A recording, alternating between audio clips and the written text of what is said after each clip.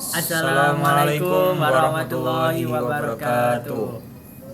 Sini kami akan menjelaskan singkat tentang materi Dirasal An-Nusus bersama saya Muhammad Idham Imtiaz dan saya Umar Abdul Aziz.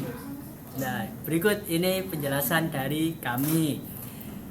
Yang pertama di bab ini dijelaskan apa sih itu am? Am itu lafal yang menghabiskan atau mencakup segala apa yang pantas baginya tanpa ada pembatas.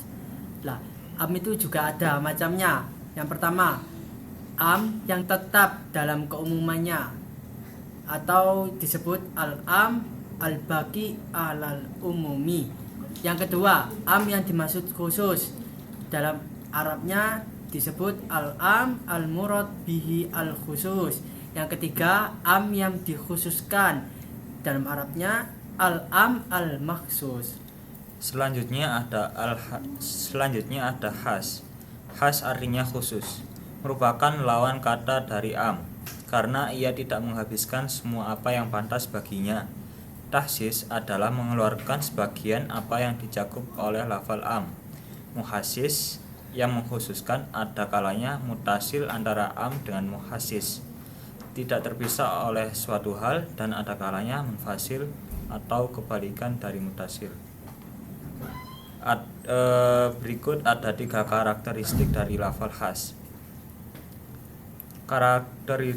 Karakteristik lafal khas antara lain adanya istisna atau pengecualian, adanya sifat, syarat, ghoyah, dan badal minkul. Yang selanjutnya ada perbedaan antara al-am al-murad bihi al-khusus dengan al-am al-maksus. Nah, tadi secara pengertian itu agak-agak mirip lah. Ada yang khusus, ada yang dikhususkan. Nah, ini perbedaannya. Yang pertama dari segi, ada beberapa segi ini sih. Yang pertama, tidak dimaksudkan dengan mencakup semua satuan atau individu yang dicangkupkan sejak semula, bagi dari segi cakupan makna lafaz maupun dari hukumnya. Yang kedua ada majaz secara pasti, karena ia telah beralih dari makna aslinya dan dipergunakan untuk sebagian satuan-satuan saja atau yang lain. Yang ketiga ada hakikah, karena jangkauan lafal kepada sebagian maknanya yang tersisa sesudah dikhususkan sesuai jangkauan terhadap sebagian makna umum tersebut. Para ahli berselisih pada sahnya berujar dengan am. Maka kita akan memilih pendapat yakni am akan sah jika berujar terhadap makna yang dalam ruang lingkupnya, di luar kategori yang dikhususkan. Karena itu, am sesudah ditahsis tetap menjadi hujah bagi sisanya. Selanjutnya ada mutlak. Mutlak secara bahasa berarti bebas tanpa ikatan atau tanpa syarat tertentu.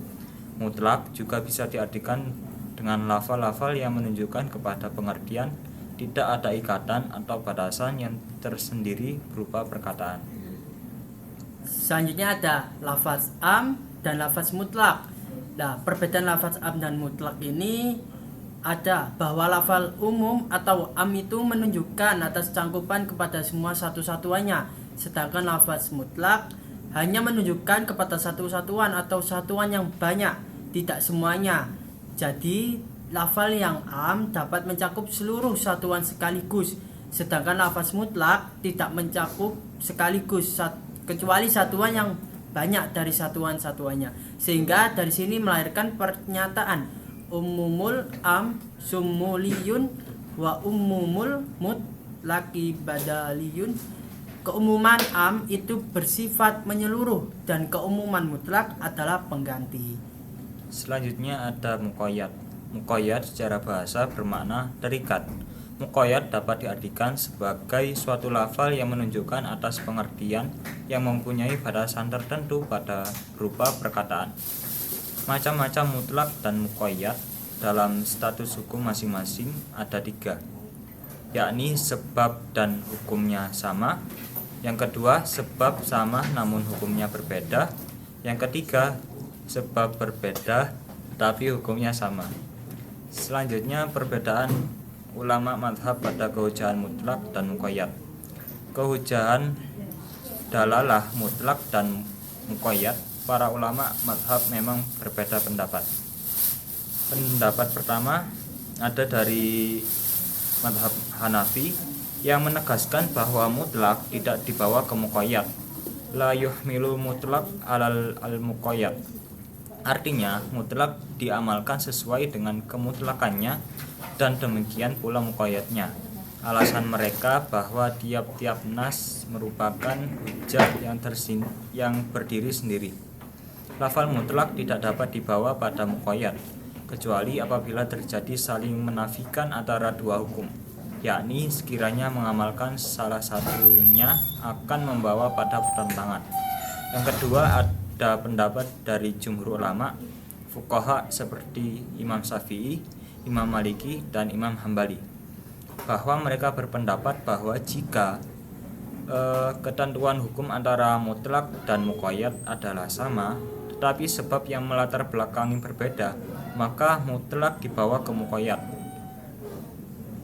yang Arabnya innahu yahmil al-mutlak al-muqayyad. Alasan mereka bahwa muqayyad itu harus menjadi dasar untuk menafikan dan menjelaskan maksud lafal mutlak, sebab mutlak itu kedudukannya bisa dikatakan sebagai orang diam yang tidak menyebut qayyid, sedangkan muqayyad sebagai orang yang berbicara yang menjelaskan adanya takyid. Yang selanjutnya ada mantuk dan macam-macamnya. Ada dua macam. Yang pertama, mantuk secara etimologi atau bahasa, yang artinya sesuatu yang diucapkan, sedangkan menurut istilahnya suatu makna yang ditunjukkan oleh lafal menurut ucapannya, yakni menunjukkan makna berdasarkan materi huruf-huruf yang diucapkan. Nah, selanjutnya ada macam-macamnya. Yang tadi saya sebutkan ada dua, ternyata ada tiga. Yang pertama ada nas, zahir, dan mu'awwal. Selanjutnya ada mafhum dan macam-macamnya. Mafhum secara bahasa yang artinya sesuatu yang dipahami dari suatu teks, sedangkan menurut istilahnya pengertian tersirat dari suatu lafal. Mafhum muwafaqah, atau pengertian kebalikan dari lafaz yang diucapkan. Nah, macam-macam ini mafhum antara lain mafhum muwafaqah, mafhum mukhalafah.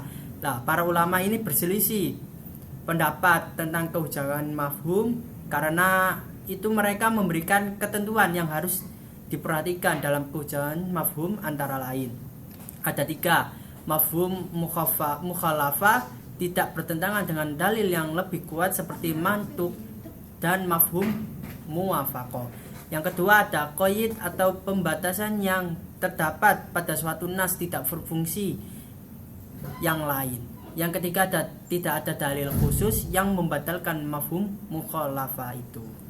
Mungkin cukup dari kami.